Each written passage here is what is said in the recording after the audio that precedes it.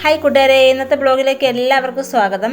തമിഴ്നാട്ടിൽ നമ്മുടെ കുടുംബക്കോവിലിൽ 5 ദിവസത്തെ ഉത്സവം നടക്കുവാണ്. അപ്പോൾ ആദ്യത്തെ ദിവസം അമ്മയും അബിക്കുട്ടനും ഞാനുമായിട്ട് അമ്പലത്തിലേക്ക് പോവുകയാണ്. എനിക്ക് നോക്കും കേരളത്തിലെ അമ്പലത്തിലെ ഉത്സവത്തിനേക്കാളും തികച്ചും വ്യത്യസ്തമാണ് തമിഴ്നാട്ടിലെ നമ്മുടെ കുടുംബക്കോവിലിലെ ഉത്സവം നോക്കിയിട്ട്. കാരണം എന്ന് വെച്ചാൽ നമ്മുടെ പഴയ കലാരൂപമായ വില്ലടിച്ചാമ്പാട്ടും തുള്ളലും ഒക്കെ ഉണ്ടായിരുന്നു. അപ്പോൾ രാവിലെ പോയിട്ട് ഞങ്ങൾ ഉച്ചയ്ക്ക് ചോറൊക്കെ കഴിച്ചിട്ടാണ് വന്നത്. പിറ്റേ ദിവസം ഞാൻ അബിക്കുട്ടനായിട്ടാണ് പോകുന്നത്. ഉച്ചയ്ക്ക് 1 മണിക്ക് ശേഷമാണ് പോകുന്നത് കേട്ടോ. ഉച്ചയ്ക്ക് അന്നദാനം കഴിക്കാൻ പോവുകയാണ്.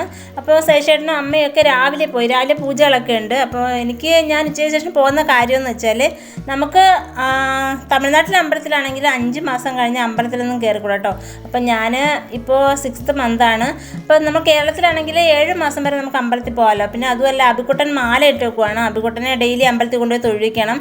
അങ്ങനെ അതിനോട് വേണ്ടിയിട്ടാണ് ഞാൻ പോകുന്നത്.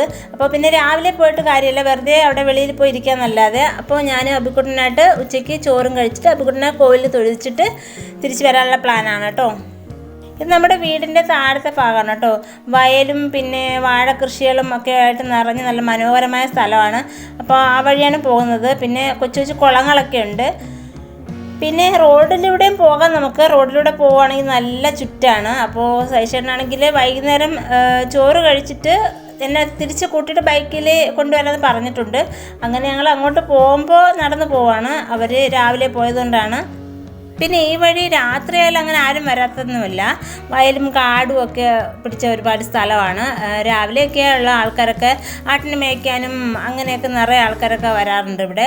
പിന്നെ കൊച്ചു കൊച്ചു കുളങ്ങളൊക്കെ ഉണ്ട്. അവിടെ കുളിക്കാനും തുണിയിടാനൊക്കെ അങ്ങനെ തെന്നി നിറച്ചും കുറച്ച് ആൾക്കാരൊക്കെ വരാറുണ്ട്. എനിക്ക് വേണ്ട, നല്ല ഇരിക്കുന്നേക്കളെ. അബിക്കുട്ടൻ ദേവിയുടെ കുംഭം എടുക്കാൻ വേണ്ടിയിട്ടാണ് മാല ഇട്ടേക്കുന്നത്. പിന്നെ കോവിലിലെ ഉത്സവമായതുകൊണ്ട് തന്നെ രാത്രി ആൾക്കാർക്ക് വരാൻ വേണ്ടി അവിടെ ലൈറ്റൊക്കെ വെച്ചിട്ടുണ്ട്. ട്യൂബ് ലൈറ്റുകൾ അങ്ങുമായിട്ട് വെച്ചിട്ടുണ്ട് കേട്ടോ. പിന്നെ എന്താ പറയുക, കയറി പോകുന്ന ഭാഗത്തൊക്കെ കയറ്റമൊക്കെ ആയതുകൊണ്ട് ഞാൻ നല്ലവണ്ണം അയക്കുന്നുണ്ട്. രാത്രി ആയാലും സാമിയാട്ടമൊക്കെ ഉണ്ട്. അപ്പോൾ വേറെ കലാരൂപങ്ങളൊന്നുമില്ല, നാടകം അങ്ങനെയുള്ള ഐറ്റങ്ങളൊന്നുമില്ല.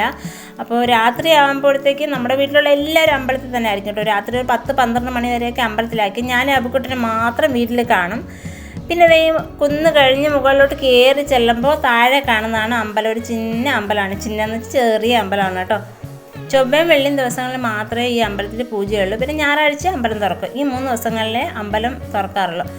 അപ്പോൾ ഇതേ മൊട്ടക്കുന്നാണ്. അതിൻ്റെ താഴെയൊക്കെ നല്ലവണ്ണം കല്ലുമുളിച്ചെടിയൊക്കെ നിറഞ്ഞ് നിൽപ്പുണ്ട് കേട്ടോ. കാലം തെന്നിയാൽ താഴോട്ട് വീഴും. താഴെ വലിയ കൊക്കയൊന്നുമല്ല.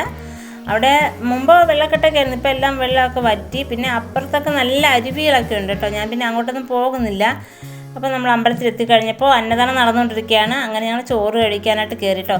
അപ്പോഴത്തേ നികിതയും മാളൂട്ടിയോട് അവിടെ കിടന്ന് കറങ്ങുവാണ്. അങ്ങനെ ഞങ്ങൾ ചോറ് കഴിച്ചു. സാമ്പാർ, അവിയൽ, തക്കാളിക്കറി, തോരൻ അങ്ങനെ എല്ലാം കഴിച്ചിട്ട് സൈഷേട്ടനെ കാത്തിരിക്കുകയാണ്. സൈഷേട്ടൻ ഫ്രണ്ട്സിൻ്റെ ഇടയിൽ കിടന്ന് കറങ്ങുവാണ്. പിന്നെ വിളമ്പാനൊക്കെ നിന്നു. അങ്ങനെ കുറേ ലേറ്റായൊക്കെയാണ് വന്നത് കേട്ടോ. അപ്പോൾ ഇതാണ് അമ്പലം, കുഞ്ഞമ്പലം. ഞാൻ അകത്തോട്ട് കയറി പിടിക്കാൻ പറ്റില്ല. അങ്ങനെ പിന്നെ സൈഷേട്ടൻ ഞങ്ങളെയും കൂട്ടി വീട്ടിലേക്ക് പോയി കേട്ടോ. അപ്പോൾ ഇന്നത്തെ ബ്ലോഗ് ഇത്രയേ ഉള്ളൂ. താങ്ക്